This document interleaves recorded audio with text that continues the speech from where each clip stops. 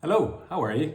Welcome to the first video of my PPL series, where I'm hopefully going to get my private pilot's license over the next year or so.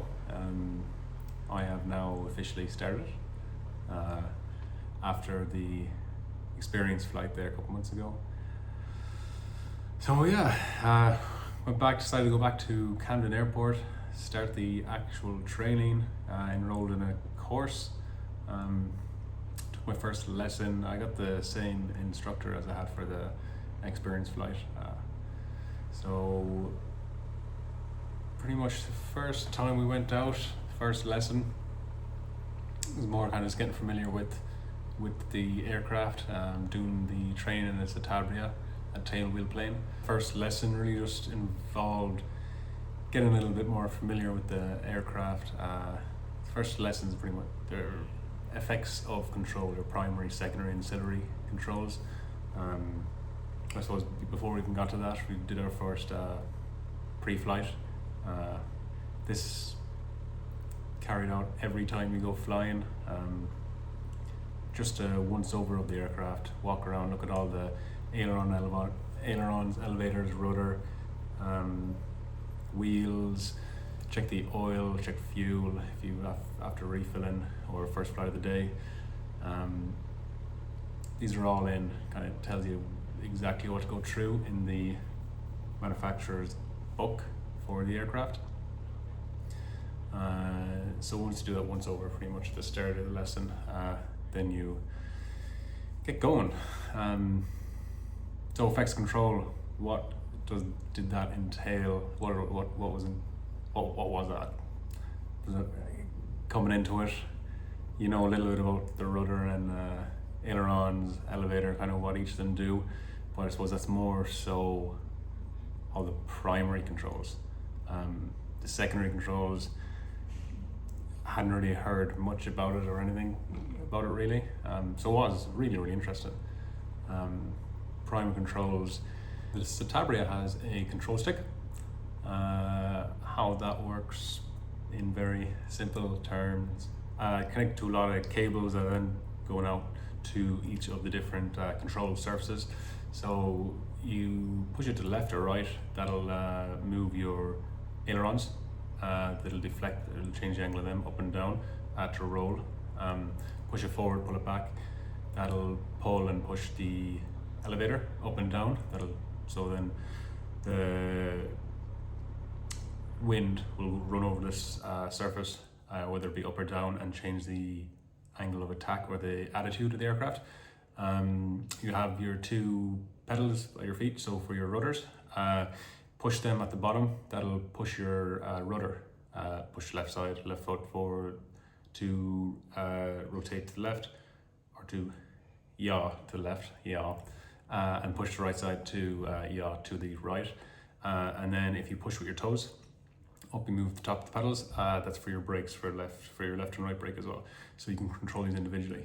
When you're maneuvering or taxiing around the airport, or even when you're landing, obviously you want to apply pressure on both of them so it's even, but the left and right one, it's very good for maneuvering and for doing at slower speeds, some tighter turns. And then you have the throttle, so obviously pull it out, go to idle, push it forward, go to full throttle, and then in general you're flying at full throttle for takeoff, and then reduce it down to whatever. So in the Tabria it's a 2,200 RPM for just cruising around, and then for glide obviously you pull it back out to idle again. So after the first lesson, I borrowed a set of David Clark's headsets for that lesson, and kind of going into it, I don't think I was always planning on wanted to get my own headset anyway. So David Clark's were fine for what they are. The noise cancelling or anything is not great. It's purely insulation around your ears, and then even listening to ATC it wasn't that clear, so I had lined up to get a set of Zulu 3s. Lightspeed Zulu 3s. So, boom. After first lesson, got these. Got them off Marketplace, secondhand. They're pretty much brand new. They were used a couple of times from another student pilot who, after a couple of lessons, decided it wasn't for them. Worked out very good for me because I got a good deal on them, so I can't really complain. But going into then my second lesson with the new Lightspeed Zulu 3s, I'm actually using them, having the active noise cancelling, being able to hear so much better. Even talking just over the intercom between myself and the instructor, and then listening to air traffic control, being able to talk, and then just not having the noise of the aircraft itself constantly droning in your ears. Highly recommend to any student pilot that's out there that may not have bit the bullet and just got them yet, get the active noise cancelling headset. You can get them secondhand, don't need them brand new. Well, went in the second lesson, much just continuation on of the first lesson, primary, secondary, ancillary effects control. Really learning about, or going through the balance, how important the balance is, with like banking and turning. You have a small bit of rudder as well. About the the primary, secondary effects of full throttle when you're taking off or accelerating. You'll have the prop wash coming off from the front of the propeller, obviously, passing over the fuselage, and then hitting the tail of the aircraft, and that'll give you a yawing effect. So you have to kind of add a little bit of right rudder to counteract this imbalance. So yeah, very interesting to find out about all the different primary inputs and the secondary inputs to balance or to counteract some of these secondary things that you mightn't necessarily want to be happening. And then the balance in general, so that it's a much more comfortable flight and much more efficient while you are in flight.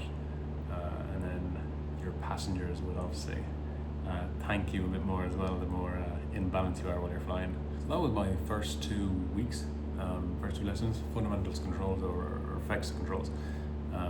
Very, very basic, obviously, at the very start of the curriculum, let's say.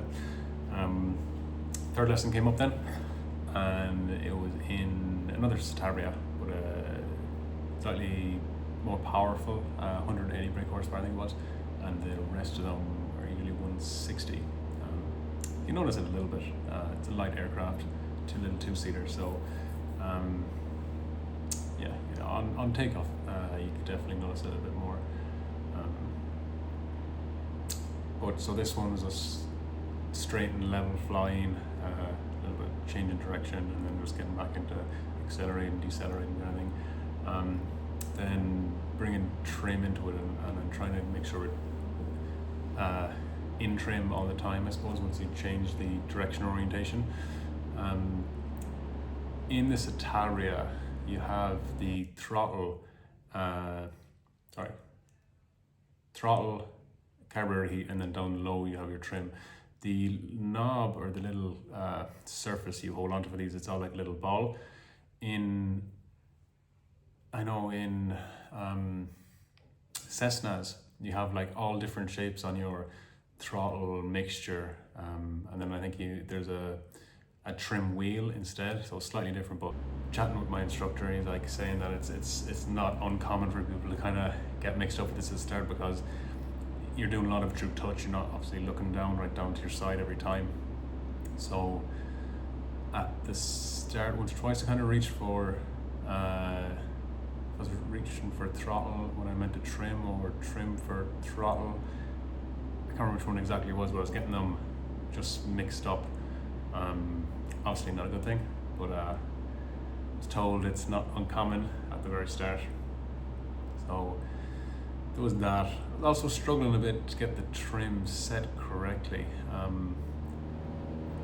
can kind of get the nose up, nose down inputs, of like pushing forward or pushing back, but just the fine tuning of it, getting it in the right,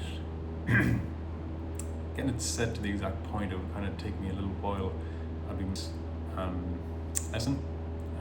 It's trying out different camera positions. I'm not really sure what works and what doesn't work yet. I'll keep on trying different things, see what gives the kind of the best coverage of maybe controls, and also outside, so you can kind of see what the aircraft is doing when I'm giving it certain inputs. What were the most difficult things for the first couple of lessons? Was the trim for me.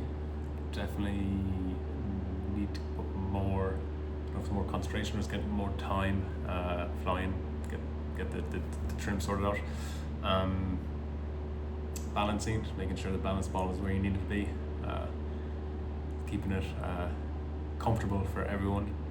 And one more thing, what else I found difficult? Taxiing. So taxiing with the tail wheel aircraft, it may be a little more difficult, what I'm told. Very good experience to get it done. A lot of people come back and do their tail wheel endorsements after they have like a nose wheel. If you're training in Cessna or any Pipers or anything like that, it's all nose wheel, so you won't actually get the tail wheel endorsement. And then if you want to go flying in the outback or in the bush, it's generally all nose wheels, because your prop is sitting higher. You can have bigger countryside wheels on it. I think it's mainly just because you can have the prop sits higher, so it's less chance of getting damaged. Don't quote me on that because I'm not entirely sure, but I'm sure there's plenty out there that do know. So maybe they can chime in on that. The next episode, what's coming up? I think it's more just climbing and descending controls.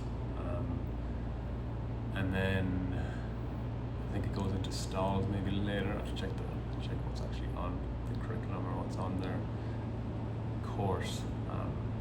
But I am going to get a microphone splitter, so you'll be able to hear the conversation between me and the instructor, what he's telling me.